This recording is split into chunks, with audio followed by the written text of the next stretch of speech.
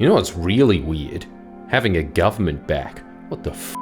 Feels like for the past 9 years, you could have just gone into the middle of the street, shot someone, a cop could see you and say, not in the budget to arrest him, not much I can do, really. I forgot governments did things other than try and kill as many animals as possible. I keep reading about Labour and power and thinking, wait, the Australian government actually did something to try and solve the energy crisis instead of using it as an excuse to let gas companies privatise even more Crown land. Well, I guess the internet was wrong on this one. Both major parties aren't the same, are they? I feel like I've fallen through my mirror and into a dream world watching that snivelling ferret on the 7:30 report slinking around Chris Bowen's neck instead of Scott Morrison saying, "Do you need your neck warmed, master?" Yeah, that's right, ABC, you treacherous scum. Squirm. Squirm like the disgraceful sinners you are with the sword of Damocles hanging over your fat, soft, well-fed heads. Hey, like this video if you agree with Hans Moleman. We paid for blood! Purge! Stalinist purge now! Strange getting used to a government again that isn't trying to do everything in its power not to disable the government like it's a bomb in Mission Impossible. I'm not the only one who thinks this either. I'll tell you who else thinks it, and it will shock you. But first I have to tell you something even more shocking right after this. Here it is, brace yourself. I'm putting the Patreon call at the beginning of the video. Oh no, you bought this on yourself, cheap. Sorry. I see you drop off when it's the end of the video with your, "No, I got what I wanted out of this exchange, see you Geordies." If you see value in this service, and I mean real value, how about you value it? I'm talking less than a cup of coffee's too done on Patreon. What's another one? Decaf. Yeah, that's how you get ahead. You think outside the box. For a cup of decaf, our Patreon's paid for a new government. You're welcome. Now cough up your cheapos so we can keep the bid there and get the domino effect going so it hits Tasmania. It's all turning red. 2 states to go. They always said it'd come from the north. Now, as promised, you know who else is shocked by having a government in power as opposed to corporate sabotage agents masquerading as a government? The government. Chris Bowen, who, before we even get into that, isn't it incredible that instead of having Angus Taylor, a man who I think is only in Parliament to launder the character of Barnaby Joyce so he looks cleaner by comparison, and verified failure at life Susan Ley in charge of our environment and the energy transition. How much better do you sleep at night knowing that 2 of the most competent politicians in Parliament are now flying the plane instead of one pilot stripping all the copper wiring out of the cockpit while the other says, "There's nothing to worry about. I can just pray to the number 5 that will land safely." You know what the new energy minister Chris Bowen did in his first week? Had a meeting with his department to say, "I know you're used to being completely ignored and told to build a truly energy system clearly designed to do nothing but enrich 3 people to the point that even Saudi princes would look at them and think, "Oh man, some people get dirty breaks, huh? It's like they born with a cold spoon in their mouth." But here's the big change now that Bowen's in charge. He went in and said, "I'm actually going to listen to what you have to say." You know all those plans you've been drawing up for 9 years on how to build the energy grid of the future?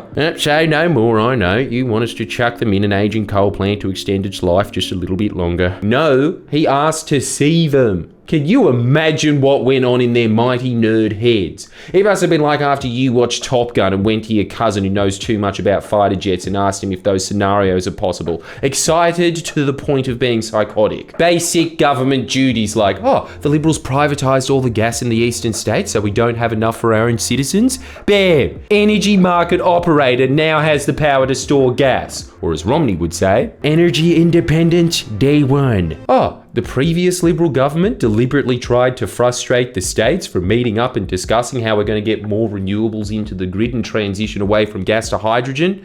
How's your July looking, fellas? It's incredible. It's almost as if Chris Bowen's trying to help you, not fist you. I remember reading it and thinking, it's an old-fashioned non-fisting. By gar, it's been a while. Oh, how the press was talking about Tanya Plibersek's embarrassing demotion to Minister of the Environment. Shame. Yes, Steward of land and water, like being Gaia and Poseidon at once, but she's not in charge of PE anymore. God, I hate how they still think being Minister for the Environment is like being Minister for Monocle Production. She's now in charge of stopping a special extinction, okay? Couldn't be happier with the pick. Look at what she's been doing for the last couple of weeks, going around the country to the surviving remnants of the department and listening to what the experts have to say, so she actually knows what the problems are and how to address them.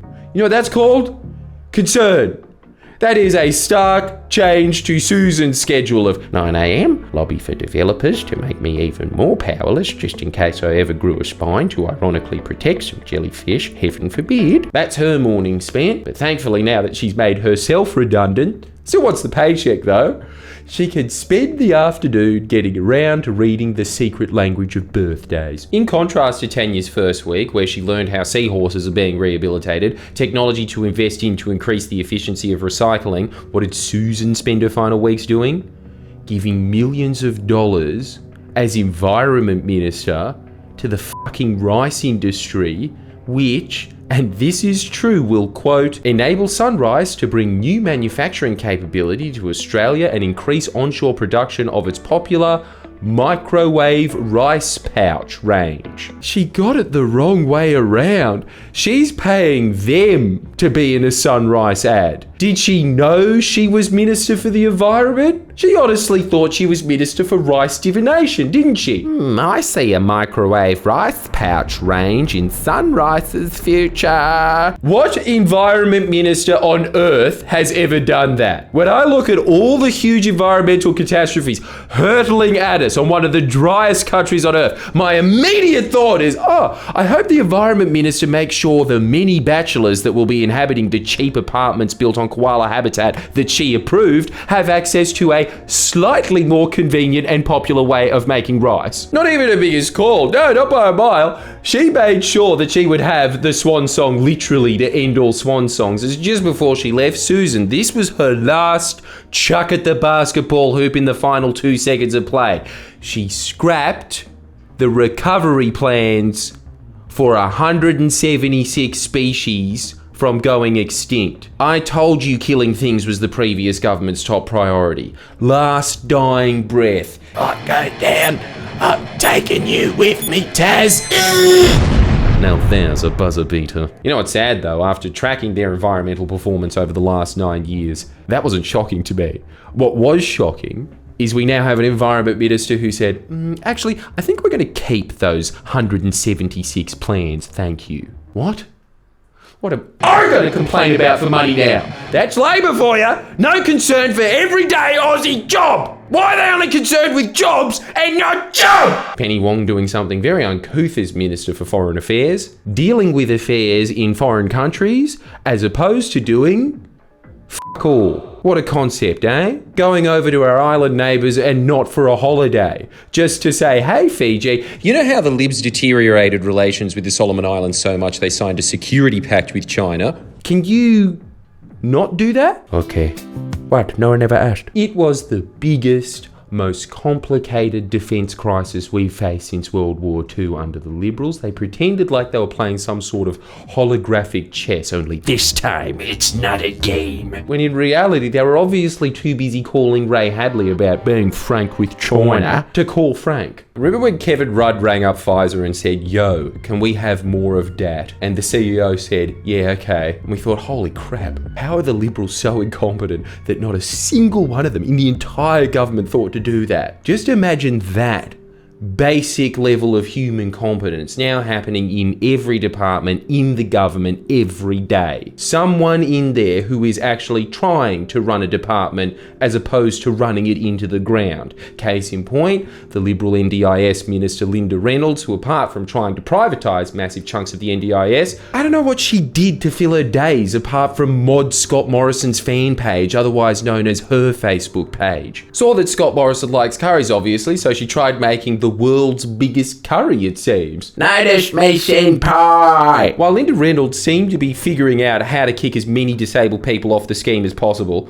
you know what Bill Shorten did in his first few weeks? And it really shows how f***ing complacent the previous government was, he actually read reports concerning his department and discovered, organised crime is scamming the system for $1.4 billion in payments. You really couldn't have a better example of the difference between a Liberal and Labor government, could you? While Labor designed the NDIS and tries to get disabled people onto it, the Liberals were pulling it apart piece by piece, kicking disabled people off it, in order to make room for gangsters to claim it. I used to think the phrase "the Liberals are a government cartel" was a figure of speech. It's incredible.